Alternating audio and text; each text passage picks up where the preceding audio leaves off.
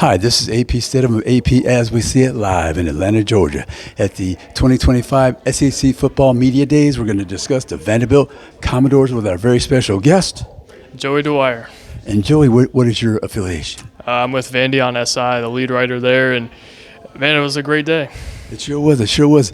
The most intriguing storyline with Vanderbilt is, of course, Diego Pavia. So I tell people he's not impressive physically. His numbers aren't spectacular, but he's great with that W column, wins. Yeah, I mean, he's the ultimate competitor. He's built like a wrestler. He was a wrestler for most of his childhood, most of his high school career, I believe, too. And I think what makes Diego Pavia special is not what he can do with the football or how he runs it. It's the toughness, it's the edge, it's the competitiveness. Those are the things that set him apart. And I talked to him earlier today. Like, people think you're crazy, right? I told him, and he's like, yeah, but I mean, that's basically why I am where I am today. And I think you saw that today. He gets in the scrum with probably 50 people, and he's just being himself. And Diego Pavia being himself was the story of SEC Media Day today, I thought. It sure was. Yeah, he's spectacular. I love to watch him play, and his story, his total story of coming from New Mexico State, and he beat Hugh Freeze 3 times in a row at a couple of different schools. He's going for that 4th game this year. I don't know if it's going to happen, but it's up in Nashville. Auburn should be a little bit nervous about that game, I think. Yeah, I mean, I don't know why they wouldn't be at this point, right? Like, I think the thing with Vanderbilt, too, is they want to be more dynamic offensively. They want to have more splash plays, which really didn't happen for as good as they were at controlling the ball. Clarkley knows that's unsustainable. They tried to get better up front, and I think they did get better, especially on the offensive line particularly. And then you look at defense, and they've got to force more turnovers. I think those are the keys to being able to win games like that, because now Auburn knows they're coming, right? Diego Pavia was asked about that today, and he goes, Alabama and Georgia, people know they're coming, and they still win games. So unbreakable confidence from him. And, again, that's why he is where he is. Again, you mentioned, like, not impressive physically. I think the mental side is more impressive than just about anybody I've seen. Absolutely, absolutely. What are some of the other storylines of some of the people that can help Diego create more wins for the Commodores? Yeah, well, coming into the day, I thought Martel Height would be the story for Vanderbilt. He's playing all 3 ways.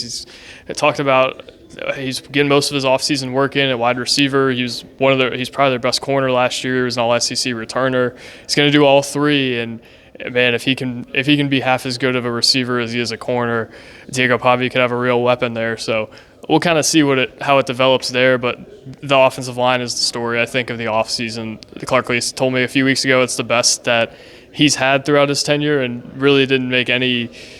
It really didn't underwrite his statement with anything. He just said it, and it seemed like he had full belief in it. So the offensive line is going to be a story. They've got to be able to run the ball better. Clarkley's mentioned the stat of yards before contact. That's something that hasn't gone in their favor. So we'll see. But, again, they got to force turnovers. They got to be more explosive, and you can't turn it over.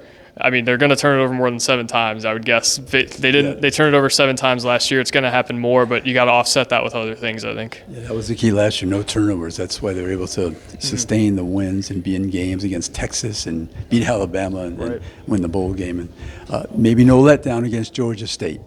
Yeah, I mean, they have that game circled on their calendar, regardless of what they'll tell you, which I think most of them would tell you that they do, but they want to win that game badly after what happened last year. I think they thought they were underprepared for that game. They thought that they kind of overlooked Georgia State.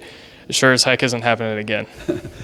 How is it to cover Clark Lee as a coach and the decisions that he makes during the game? How would you describe his style? I think he's very analytical. I think that's probably the main takeaway I have from kind of pestering about some in-game decisions. A lot of time he'll talk about the numbers, and I do think he factors in the human side. I think that's something that he thinks about as well. But I remember years ago he'd kind of gone into a deep explanation of what he looks for analytically and things along those lines, and I think that matters deeply to him. But also, I think I talked to him about this a few weeks back, and he agreed. Like, people think he's a philosopher. They think he shows no emotion. If you're at a practice, that's not what you'll see. I don't think he's actually that way. I think that's what he tries to convey publicly, and I think there's a side to him that people don't really know in that way. Eli Stowers, the tight end. What do you like to tell people about him? I mean, he's first-team All-American in a lot of places for a reason. I think one of the better receiving tight ends in the country, maybe the best receiving tight end in the country. The blocking is why he came back to school, why he wants to try to prove it again. Obviously, he wants to win, but he's got to improve his blocking. He was a quarterback throughout most of his high school career. All of his high school career was a 4-star quarterback that went to A&M, and then kind of had a shoulder injury that really hampered him the rest of his career. Now he's trying to make his way as a tight end and has done a really good job of it, but the blocking is going to be the thing that determines where he goes in the draft next year, because everybody knows about the receiving. They know how good he is at that, how great of a target he is, but he's going to be double teamed, and he's got to make himself valuable another way too. Reflecting on last season, Joey, Vanderbilt will be successful this season if first of all the turnover numbers stay similar offensively, hit more splash plays, if the offensive line is as good as Clarkley thinks it is, and if they force more turnovers defensively. It's a lot to ask, but Vanderbilt's always got to win in the margins. They've got to win the turnovers numbers. I think they can do it, but it's certainly an uphill path for Vanderbilt football at all times, as kind of Clarkley mentioned this morning. Hey, thank you for your report on the Vanderbilt Commodores. This is AP Stedham live from Atlanta, Georgia, 2025 SEC Football Media Days. Thank you, Joey. Thank you, sir. Well,